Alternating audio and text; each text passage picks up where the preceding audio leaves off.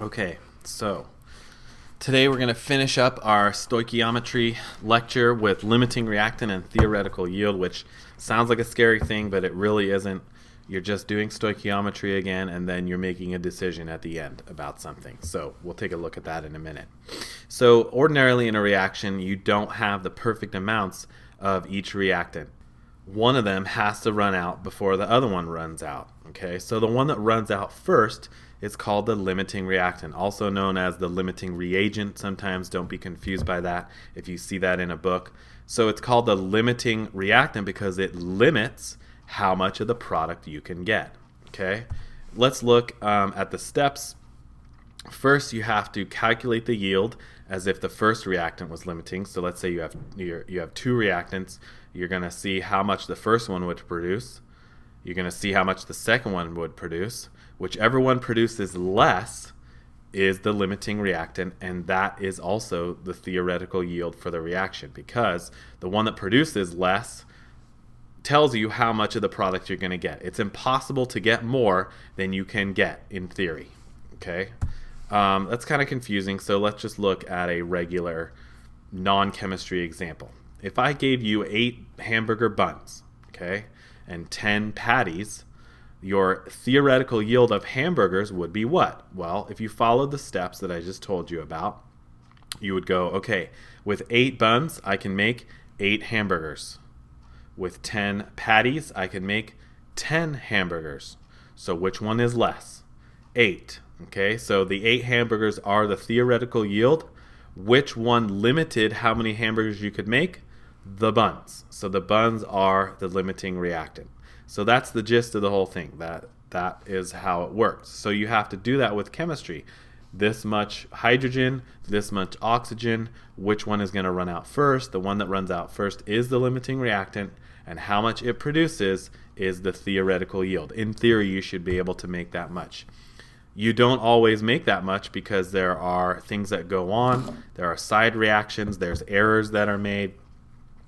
So that's why it's called a theoretical yield. It's not an actual yield, which we will see in a minute. Okay. So how do you do a theoretical yield problem? Well, let's take a look at this example. If you start with 1 gram of each reactant, what is the theoretical yield of silver iodide? So here's your product, silver iodide. Your reactants are silver and iodine. Okay, so you're going to follow your steps and figure out which one is going to make less silver iodide. It says you start with 1 gram of each. So it may not always be the same amount. In this particular example, we have 1 gram of silver and 1 gram of iodine. You might have had 10 grams of silver and 4 grams of iodine. It doesn't matter. So the steps that you should follow are the following. I always like to split my paper in half whenever I'm working on these problems because I'm doing 2 separate equations. I have to do one for the first reactant, which is silver, and one for the second reactant, which is iodine, okay, and do your calculations. Okay, I'm going to use a new blank sheet so that I have more room. And again, split it into 2 parts. We have silver, we have iodine. I'm going to write the equation down here just so I don't forget it. 2 silvers plus iodine gives me 2 silver iodides. Okay, and then you just do it 1 step at a time. So first we're going to write what we know. 1 gram of silver is what we're given, and we want to convert that into grams of silver iodide. Over here we have 1 gram of iodine, and we want to convert that also into grams of silver iodide so that we can compare the 2 amounts so that we can see, hey, which one is less? The one that's less, that's going to give us our theoretical yield and tell us our limiting reactant. Okay, so work on them independently. Let's do the silver side first. So this is the same thing that you've been doing. 1 gram of silver, grams of silver on the bottom. When in doubt, convert to moles. When you look it up on the periodic table, 1 gram of silver is equal to 107.87. Sorry, 1 mole of silver is 107.87 grams of silver. Now we're in moles of silver, but I need to get to silver iodide. The only time you can switch substances is when they both say moles, and they do. So I can look down here again at my balanced equation. 2 moles of silver iodide equals to 2 moles of silver. But I don't want moles, so I'm going to take it one step further and convert that into grams. Again, I'm going to look it up on the periodic table, and that adds up to 234.77 grams. So plug that into my calculator.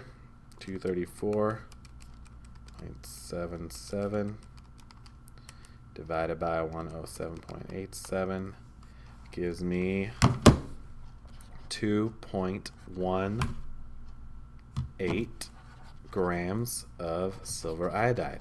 Okay, so I've done my hamburger bun part of the equation. So this is how many hamburgers I can make from this many buns. Now I need to look at the patties. Okay, so over here I do the patties side. I have 1 gram of iodine. You're following the same steps over and over and over. It's the same thing. Okay, so don't feel like you're doing something new.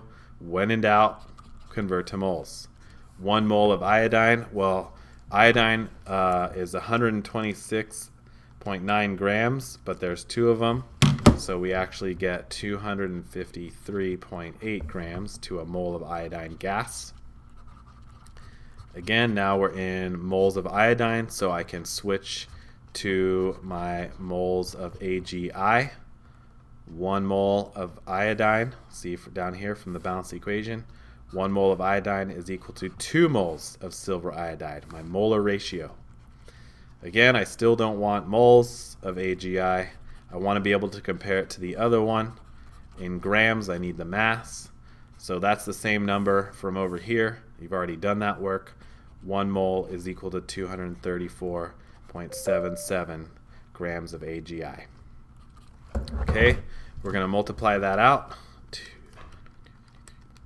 8 times 234.77, and over here we get 1.85 grams of AgI.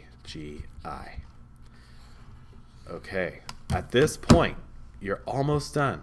You have to make a decision. Okay, this is where you make your decision. Which of these, silver or iodine, remember these are your 2 reactants, silver and iodine, which one produced less? This one. Okay, so therefore that tells you that this is the limiting reactant. Okay, because remember our choices for reactants are silver or iodine. The silver made 2.18 grams, so that is not it.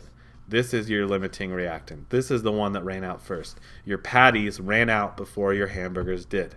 So therefore, this is your theoretical yield. Okay? This over here no longer matters because it's impossible. You cannot make that much. You do not have enough of your other reactant, your iodine. You do not have enough patties to make that many hamburgers. Okay?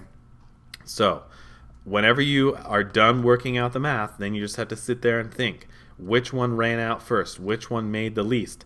That is the side that is the limiting reactant, and the amount that it produces is called the theoretical yield, because in theory, you should be able to produce 1.85 grams of silver iodide. What will you have left over? Silver metal. Okay, this is the excess reagent, as it's known, or the excess reactant. The limiting reactant and the excess reactant. Okay, so now knowing that, we can take it one more step. Percent yield. This is, I give you 1 gram of silver and 1 gram of iodine, and I tell you, go do it in the lab. Go make the silver iodide, and you actually do it. Well, things happen. You make mistakes. There's side reactions. It reacts with oxygen in the air or water on the equipment or something like that, dirty lab equipment. So what in actuality happens is you get less than you should get. Okay, so remember, theoretical yield is all theory. It's what you should get, theoretical yield. Actual yield is you actually do the steps and you actually get, well, I'm telling you in this case, you did the steps and you actually got 1.5 grams. Think back, look back. How much were you supposed to get? 1.8 grams of silver iodide, right? From our previous reaction or our previous calculation. So the fact is we actually got less. So to figure out what percent yield you got, it's like your score, okay? On a test, you're supposed to get 1.8 questions right, but you got 1.5 questions right. So what's your percent? How would you do it? You take the 1.5, divide by the 1.8, multiply by 100, that'd give you your percent. Well, that's all you're doing here. Okay, so let's write it out. The percent yield equals the actual yield, so we actually did the experiment and we got 1.5 grams of silver iodide. Okay? You put that over what you were supposed to get.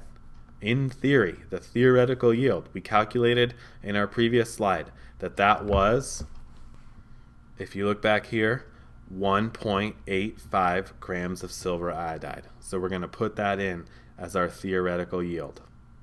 1.85 grams of silver iodide.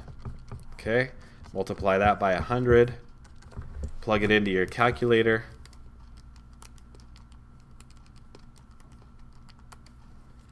and you get 81.1% yield.